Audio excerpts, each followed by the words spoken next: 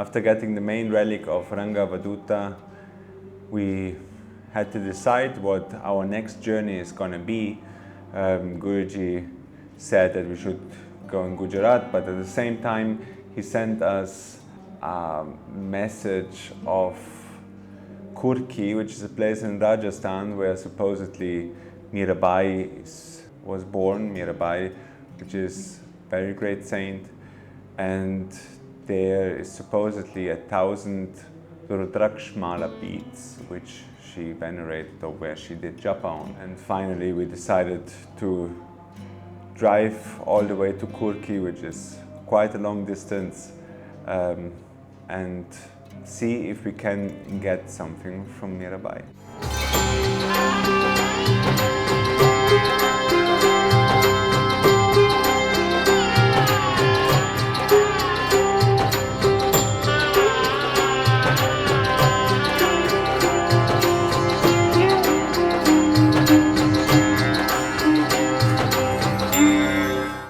That meant obviously that we have to make various steps. So the first step was from Ahmedabad to Udaipur, and from Udaipur it's another 5 hours to Kurki.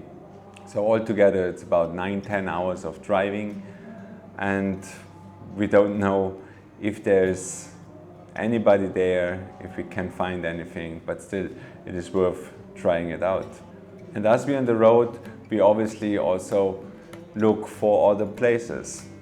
But many of those places, they were quite abandoned, and we were without luck, so to say. But I learned something very important of India.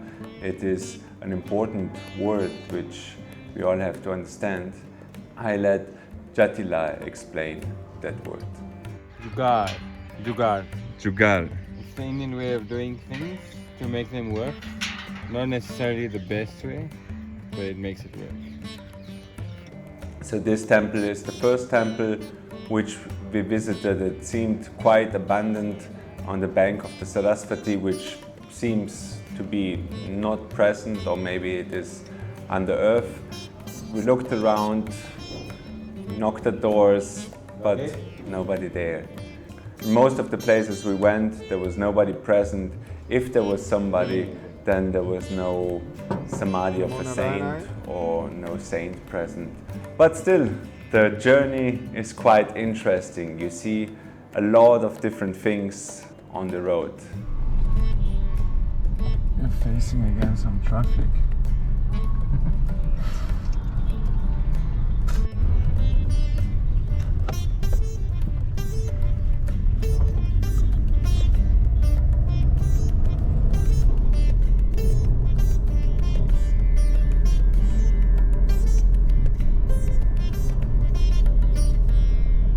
On the 29th April, we carried on our journey from Udaipur to Kurki, to the birthplace of Mirabai, even though some might say it is in a different place, but nevertheless, it's one of the places which is considered to be the birthplace. And yeah, that was quite exciting, because obviously Mirabai is a great saint. Guruji received the Giridhar Gopal of Mirabai, which he is carrying with him everywhere, which he is serving daily. So Mirabai is a great devotee which sang many glories to Krishna. If you don't know her story, I invite you to learn about it, because in that stories you can always see how Krishna protects his devotees, how much hardship a devotee might go through, but he will never forget about Krishna. We passed by in Nathdwara, where there's this big Shiva. In that moment, it didn't come to my mind, but afterwards I found out in Nathdwara there's Srinath, the form of Krishna, which I actually wanted really much to have darshan, but yeah, it will be probably another time that I have to come back there. So we are now in Rajasthan, close to Kurki, where Mirabai's place is. It's a very remote area, and we see some places around here, so let's go and check. Yeah. Chalo. Tegurev.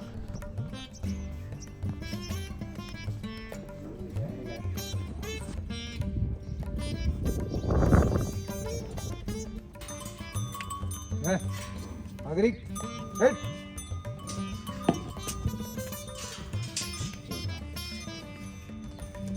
Nice.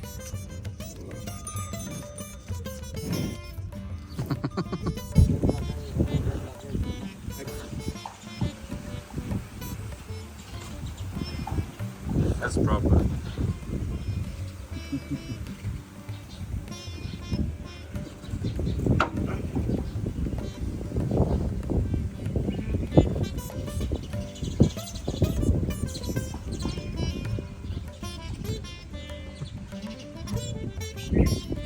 कितना लगा? Rajasthan is very famous for their stonework. Marble, granite. Marble and granite. In fact, many deities which we have also in Germany and in other ashrams are from Rajasthan.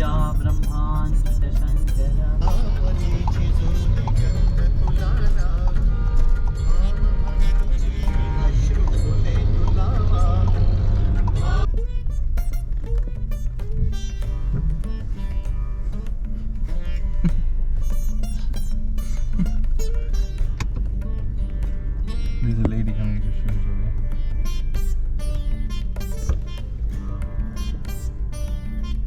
Oh, there's 2, 3. Wow.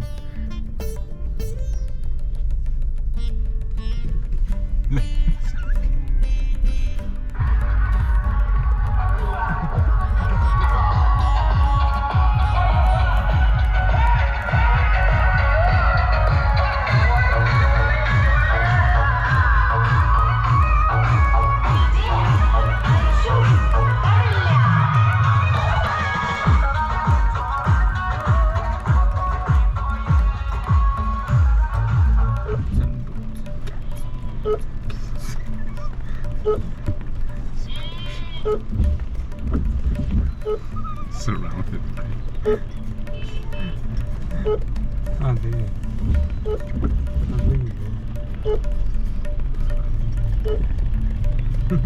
When we arrived at Kurki, by chance, one of the family members sitting by the gate who let us in, who showed us around, who showed us the temple where Mirabai was praying when she was small. She showed us the place where she was born. He told us the story, and yeah, we asked him for those rudrakshas, and he said only his brother has access to them, and we exchanged number in the hope that we can meet his brother. We were open to come back, but yeah, they never responded anymore to our messages, to our calling. So I guess they didn't want us to come back. They didn't want to part with any of their treasure, which we obviously have mentioned that was our intention. We told them about the project, which is a little bit disappointing, but also that is part of the journey. After these last days where we visited many places, I had some thoughts about the different paths and about the path of Bhakti in general, because in the Bhagavad Gita, Bhakti is mentioned as the highest path, and yeah, I shared that in the car. Obviously, as a yogi, the whole concept is that you attain to the highest goal, yeah? You by your own effort, and that is, like the Gita says, very difficult, if not impossible. That's why Bhakti is the highest path, because through Bhakti, through His grace, easily you cross over the Maya. It's Yoga Maya, now how he says in chapter 7 verse 14 of the Bhagavad Gita. In the path of yoga, when you have to master yourself, everything becomes a denial. It's neti-neti, no? It's not this, not that, I'm not this, not that. the more you walk on the path, the more you see your limitations, the more you see where you have to change, and also your inability to cross over certain limitations. And that can become hard to yourself because you're denying the status quo where you are. You are not perfect yet. You're seeking perfection. And in that denial, there's also some sort of judgment. As a thought, it came to me that that path is more like a path of denial of what is, and the path of bhakti is more a path of acceptance of what is. Because the only thing we have to actually do in this reality is accept what is right now. Accept that it's all God's Leela, it's all His plan. And once we accept that and have the mind focused on Him, no? Man mana bhava mat bhakto mat yajimam namaskuru. If we focus the mind on Him, if we worship Him, if we bow down to Him, then He will take care of everything. We just need to live in this world, accept ourselves the way we are, where we are, and have the mind focused on Him. And then step by step, He will take us closer to Him. Bhakti will take care of our realization, the love for God will take care, His grace will take care. All we have to do is to master ourselves in the sense of learning to love and to accept what is right now, right here, and to know that it's all plan of God's will, it's all His Leela, it's all a gift. Here ended our long journey from Ahmedabad to Udaipur, from Udaipur to Kurki. It is very tiring, even just as a co-pilot. Can't imagine how tired Jatila was, but he never complained. And yeah, our journey goes on in the search of the saints of Mystic India. See you in the next episode. Jai Gurudev.